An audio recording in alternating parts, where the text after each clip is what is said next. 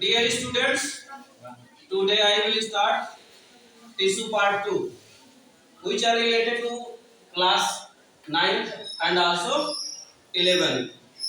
बच्चों, आज हम शुरू करने जा रहे हैं टिश्यू का मतलब पार्ट 2 शुरू करने जा रहे हैं, जिसमें पिछले वीडियो में आपने देखा होगा जहां से हमने बताया था उसके आगे हम थोड़ा सा बताने जा रहे हैं। तो हम बात करने वाले हैं प्लांट टिश्यू। प्लांट टिश्यू का डेफिनेशन भी बताया था आप लोग को, ठीक। इस प्लांट टिश्यू में हम पढ़ेंगे, इसको बोलते हैं पादप ऊतक, राइट। अब यहाँ पे देखिए, सबसे पहले पादप ऊतक ऐसे ऊतक जो पौधों में पाए जाते हैं, जैसे बहुकोश के पौधे। जो पौधे आपको नेकेड आई से दिख रहे हैं, बहुत दूर दूर से जो आप पौधे आसपास नजर आ रहे हैं, they are the multicellular plants, they form tissue. ये क्या बनाते हैं? टिश्यू। ऐसे को हम क्या बोलते हैं? Plant tissue, right. Plant tissue को मेनली हम दो भागों में बांट सकते हैं। एक तो पहला आपका meristematic tissue, next is permanent tissue, right. याद कर लीजिए, ये विभज्य ऊतक है, वो अस्थायी ऊतक है। सबसे पहले किस टिश्यू का निर्माण होता है स्टूडेंट्स? विभज्य ऊतक, राइट। यहाँ पे विभज्य ऊतक का कार्य है कंटिन्यूअसली डिवाइड होना है। They are the dividing cell. इनको हम विभाजनशील कोशिकाएं का बना हुआ एक ग्रुप होता है। ये लाइफ टाइम पूरा क्या होती है? डिवाइडिंग होती है, और ये डिवाइड नहीं होती है। यही आपके मेरिस्टेमेटिक टिश्यू कन्वर्ट होकर परमानेंट में चेंज हो जाते हैं, ठीक। इनमें से भी some cells are alive and other cells are dead. इसमें से कुछ सेल ऐसे होते हैं जो जीवित रहते हैं और कुछ सेल क्या हो जाते हैं? मर जाते हैं, राइट। सबसे पहले हम बात करने वाले हैं मेरिस्टेमेटिक टिश्यू। जैसा नाम से आपको पता है, ये मेरिस्टेमेटिक टिश्यू जो आपका है, ये पूरे लाइफ टाइम पौधों में सेलों की संख्या को कंटिन्यूअसली बढ़ाता रहता है, जिससे पौधों में शाखाएं और जड़ों के अंदर भी डिवाइडेशन के कारण उनकी जड़ें भी लंबी होती जाती हैं, पत्तियां बराबर निकलती रहती हैं, इन्हीं सेल के कारण। समझ में आ रहा है ना? पौधों में जो आप परिवर्तन दिन ब दिन देखते रहते हो, वो इन्हीं सेल के कारण होता है। एक बार ध्यान से सुन लीजिए, यही मेरिस्टेमेटिक टिश्यू है जिनके कारण पौधों में कंटिन्यूअसली ग्रोथ होती है। अगर ये टिश्यू निकाल लिए वहां से, किसी पौधे में ऐसी ग्रोथ आपको नहीं दिखेगी, ठीक। अब सबसे पहले इनके पार्ट्स के बारे में जान लीजिए। शॉर्ट ट्रिक आपको हम पहले ही बता चुके थे। ये लाई अली गार्ड का नाम है। गार्ड का नाम तो हर कोई लेता है, लेने में कोई कंजूसी मत करिएगा। अली के नाम से इसको जान लीजिए। एक टिश्यू खत्म आपका, अली का नाम ले लीजिए, टिश्यू खत्म। आइए देखते हैं एपिकल शीर्षस्थ। इसका लोकेशन थोड़ा दिखा दें आपको, थोड़ा सा एपिकल पे हम बात करने वाले हैं। एक टॉपिक पे आपको हम बात करके बताएंगे। आज टिश्यू खत्म कर देंगे, जो बचेगा अगले वीडियो में। Apical, these locations. देखिए, पौधे का वह हिस्सा जहां पे अंतिम छोर, लास्ट एंड स्टेज पे ये अक्षर शो कर रहा है, देख लीजिएगा, ए टाइप का अक्षर। तो इस लोकेशन पे शीर्षस्थ विभज्यों तक पाया जाता है। यही नहीं, पौधे के आखिरी एंडिंग पर भी है। पौधों के आखिरी एंडिंग पर भी है, जैसे जड़ हुआ, पत्ती हुआ, टिप हुआ, अंतिम छोर वाला हिस्सा, वहां पे विभज्य ऊतक आपको मिलेगा। शीर्षस्थ है, शीर्ष में एकदम, ठीक। इनका काम क्या है? ये लंबाई में पौधों को क्या करते हैं? बढ़ाते हैं, लंबाई में, राइट। और देखिए, उसके बाद में आता है अंतर्वृष्टि। देख लीजिए, अंतर्वृष्टि ये क्या करते हैं? ये ब्रांचेज निकालने में क्या करते हैं? सहायता करते हैं। पौधों के अंदर आपने शाखाओं को देखा होगा बेहतरीन तरीके से।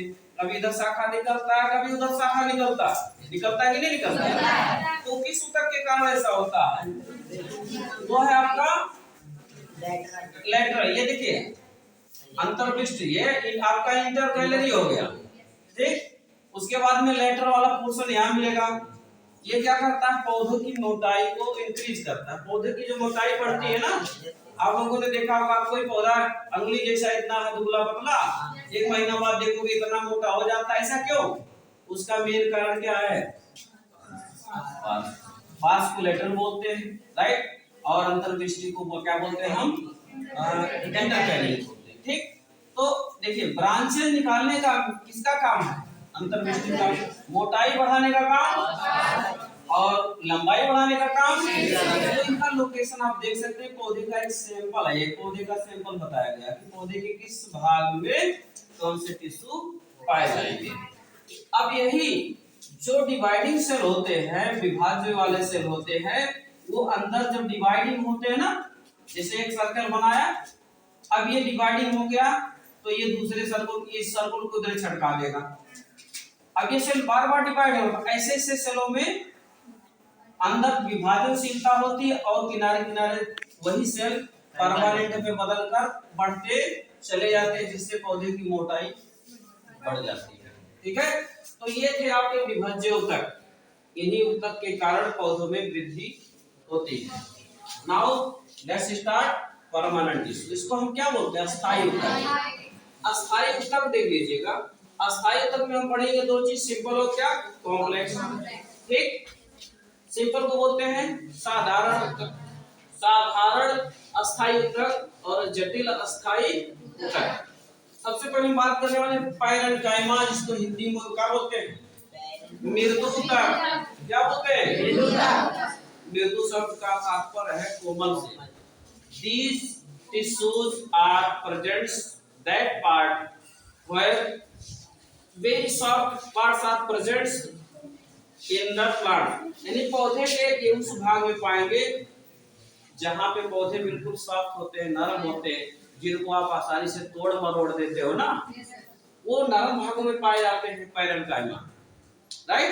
ये पैरेन्काइमा कहाँ मिलेंगे? नरम भाग में। जितने भी सॉफ्ट पार्ट आप देखे होंगे पौधे का, वो कहाँ मिलेगा?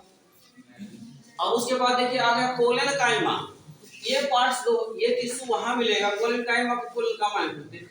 ये पार्ट्स उस जगह पर मिलेगा जहां पे थोड़ा हार्ड होगा, जहां पे थोड़ा हार्ड। पौधे की सारे शाखाओं को आप क्या तोड़ पाएंगे? नहीं। धीरे से ऊपर जैसे बढ़ते जाएंगे तो आप देखेंगे पौधे की कुछ शाखाएं बहुत मजबूत होती है, जिनको आप तोड़ नहीं पाओगे।